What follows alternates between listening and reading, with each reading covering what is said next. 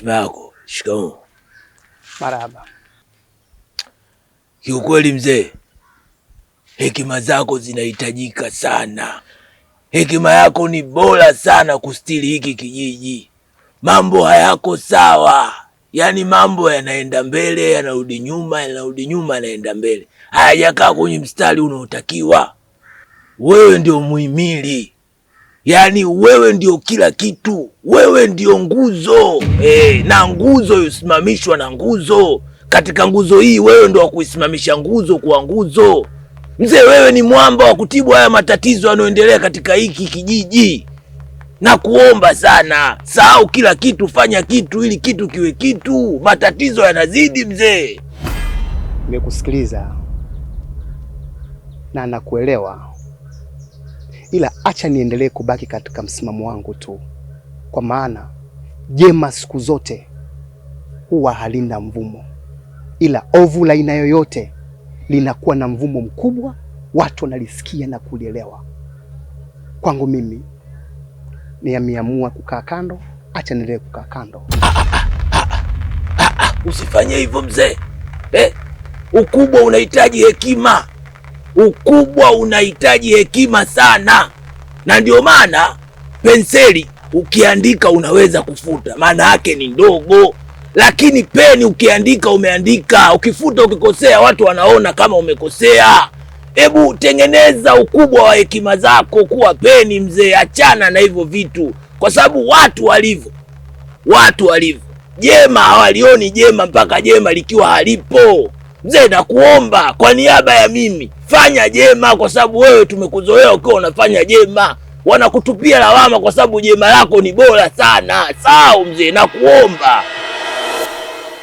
Siku zote nilikuwa nikionekana mimi ni chanzo cha tatizo, mimi ndo sababu. Sasa nimeamua kukaa pembeni ili mambo yapite. Welevu watajua nini kinachoendelea. Hai mama,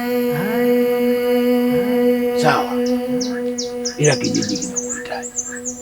Amamia, amamia. Hatima. Amamia. Hatima wo. Amamia. Hatima mama ye. Amamia. Hatima yangu. Amamia.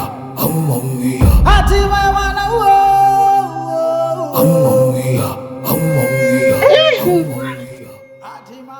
Karibu. Mama, shikamoo. Marahaba mwanangu. Jambo lililonileta hapa ni moja tu mamangu. Hivi hili swala la mzee Zuberi kwenda kutoa posa kwa mzee Ramadhani limekaa sawa kweli hili mamangu? Yaani hapa katoka sasa hivi tumeenda kugombana, jambo ndo hilo hilo tumegombana nao. Kaja hapa kiatu mkononi, kiatu mguuni. Eka nakwambia ndani hakuingia. Tumeongelea nje tafikiri labda watoto wadogo. Haiwezekani, ile familia ni ya kichawi. Kijijini wote tunajua kwamba familia ya mzee Ramadhani ni wachawi. Watu wanamalizika hapa kijijini kwa sababu yake yeye. Mzee Zuberi atoke hapa kwenda kweli kule kutoa posa? Mamangu, nitajitahidi nipambane kwa sababu yule mtoto mimi ndiye niliyemzaa. Mimba yake nimebeba miezi 9, nimebeba tumboni kwangu. Na nimejifungua kwa uchungu. Yaani mimi mwanangu naumia, laiti ungekuwa umeingia kwenye moyo wangu maumivu ndio yasikia mimi yani. Na hata nipige kelele. Ila mimi nitapambana. Nitapambana juu ya hili mpaka nilijue mwisho wake.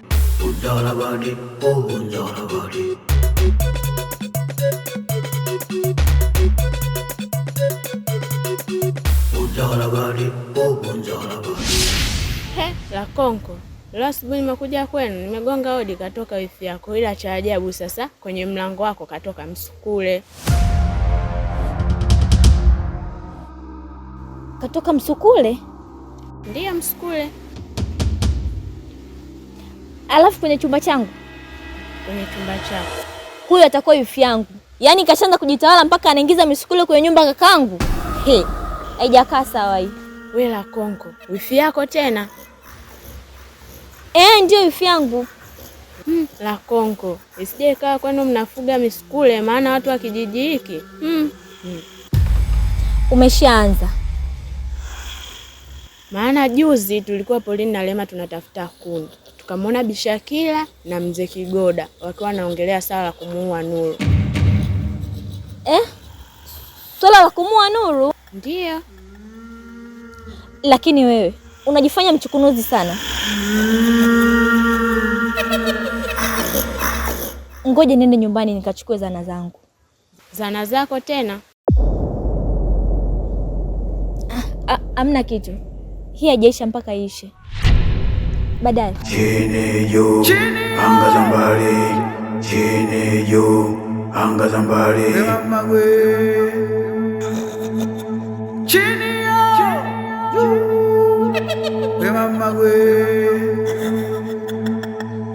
chini juu, chini juu.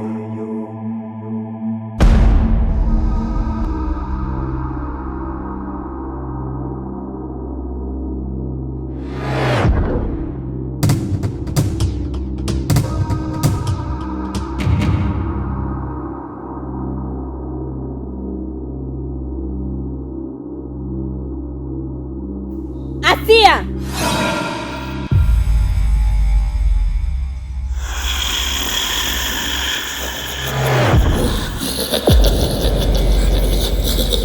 Asia!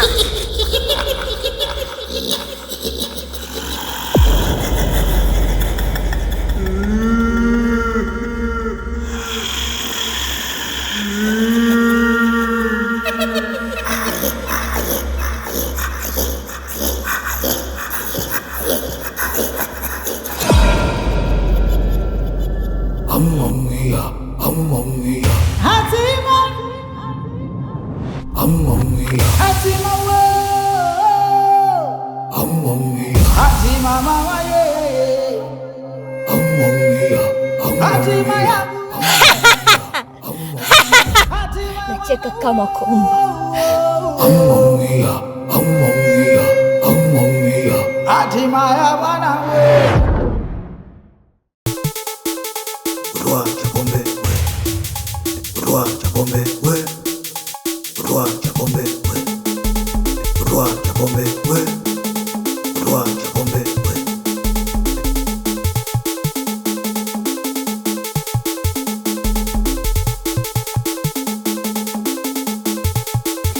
Vipi bwana? Mbona yai? Ndugu yangu, aise, mbwa kala mbwa, mbwa kala mbwa. Bado sijakuelewa. Oya, yani una shida mzee, anatoa mpira anachomoa, yani chegele chwa, kakaza, taki kusikia. Kila njia nimeitumia. Unajua Butua, hawa ni kama vile mbuyu, wanataka kuwazunguka sana, yaani kutumia busara nyingi mpaka kuelewe. Sidhani kama umefanya hivyo. Mimi nimefanya kila kinachohitajika. Nimetumia hadi busara ambazo babu yangu alinielekeza kuzitumia kuzungumza na mtu mzima, lakini mzee kachomoa tititi. Yaani acha tu, kuna makosa makubwa yalifanyika kwenye kutengeneza tatizo kwa mzee. Kwa hiyo mzee kalivaa tatizo kuliko tatizo lenyewe.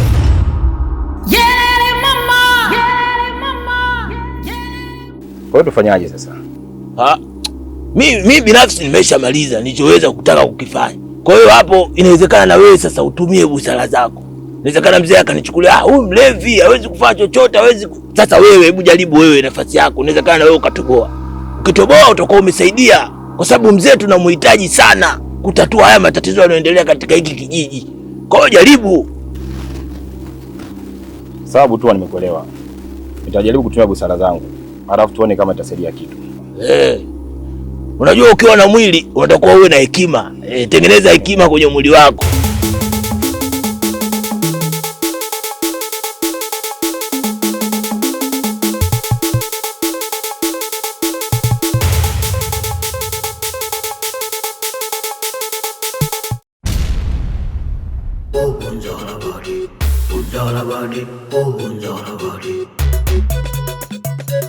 Zuberi. Kigoda. Vipi mzee Zuberi? Maana nakuita muda wote hata unisikie. Una tatizo gani? Na kweli tatizo ninalo binti, kwa sababu nimechanganyikiwa sana. na aliyenichanganya ni huyu mzee Kigoda. Kigoda ameniita, ameniambia mzee Zuberi, nina mazungumzo nawe. Lakini baya zaidi, usemi wake anaanza kwamba mimi ananilaumu. Kwa nini mzee Zuberi unapeleka posa ya kijana wako kwa binti wa mzee Ramadhani? Ndio neno lake kubwa hilo. Nikasema mimi kuna tatizo gani kupeleka posa ya kijana wangu kwa binti ya mzee Ramadhani? Nina kosa gani? Sema umefanya kosa kubwa. Kwa nini upeleke posa kule? Mzee Ramadhani na mimi hatukutoka leo, tumetoka mbali. Kwa hiyo vita anayeanzisha mzee Kigoda na huyo bibi Shakira, mimi naifahamu na niko tayari kuipokea. Mimi mzee Zuberi, hainitishi. Pia mzee Kigoda na huyo bibi Shakira wana kauli yao mbiu inasema juu chini, anga za mbali. Sasa hii nataka niibadilishe mimi mzee Zuberi ili wanijue kama ni nani. Hivi mguu ndala, mkono ndala, iserere isalala, chuma cha kale chukua iko. Sitathubutu kurudi katika upande wao hasirani. Sawa babangu, nimekuelewa, lakini maneno yalimponza kinywa. Wewe hapa hakuna cha mdomo, hakuna cha kinywa. Mimi namaliza mwenyewe. Kama hayo mafumbo, nasema hivi, sungula mangwete nenga kole mbembe, lakini tu si mtingwete. Kapeleke na hiyo. Basi sawa babangu, mimi yangu alikuwa hayo tu.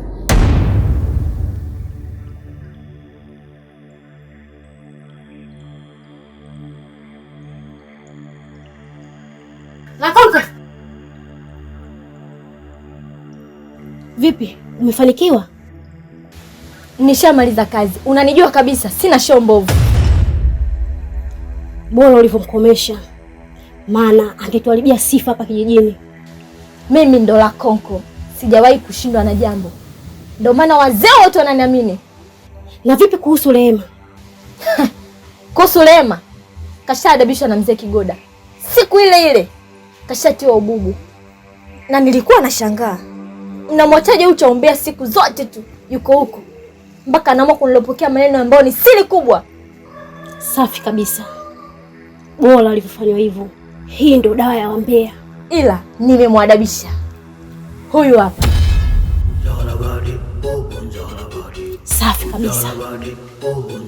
Na huyo Mbogoso nimemletea mchumba, yani amlambe tu. Hakikisha mpaka anapatikana mjukuu kwenye hii maya yetu. Hiyo ndo raha ya wachawi, tunaongeza misukule. We Mbogoso, wewe huwe,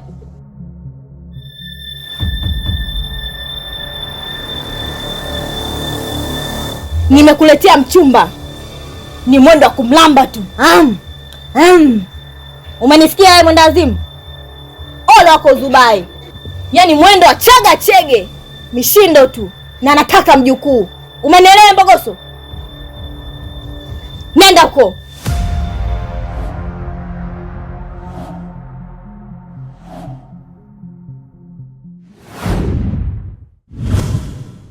Nimepigaje hapo? Nimeelewa. Lazima uelewe.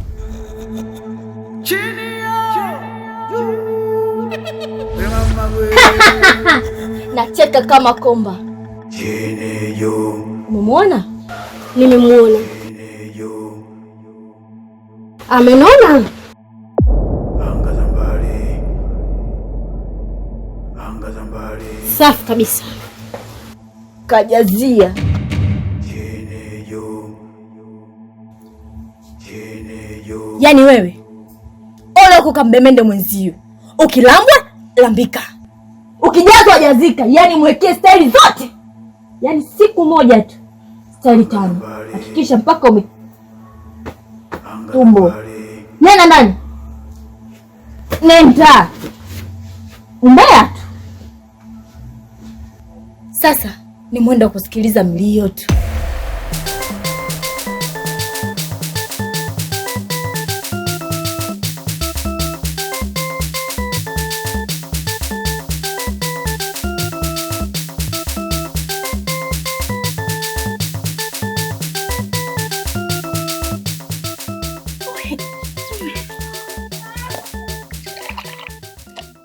Karibu mama.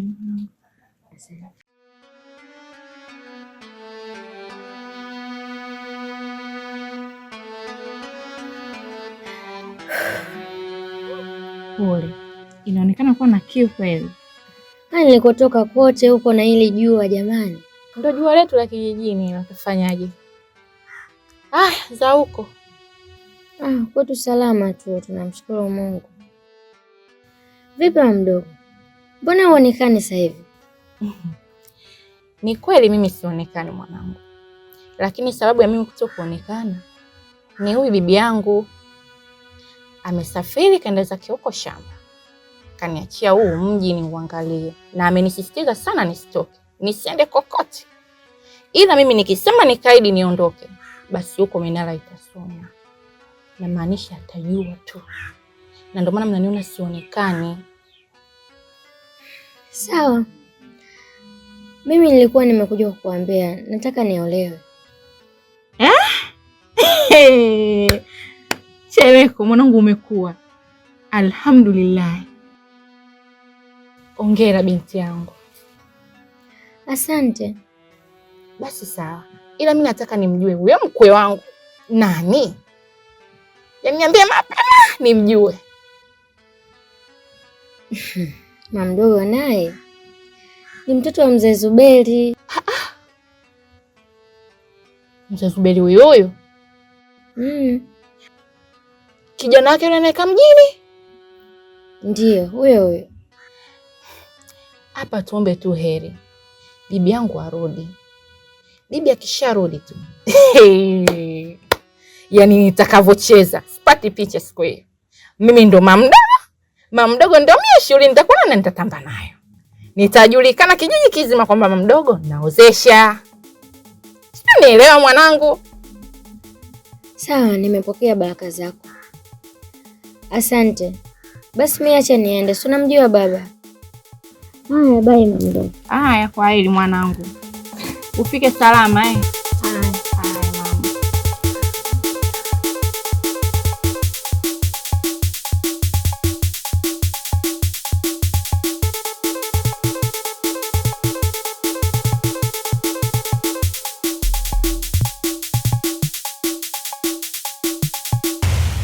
Sasa mzee, kwani mimi kosa langu hapo ni nini?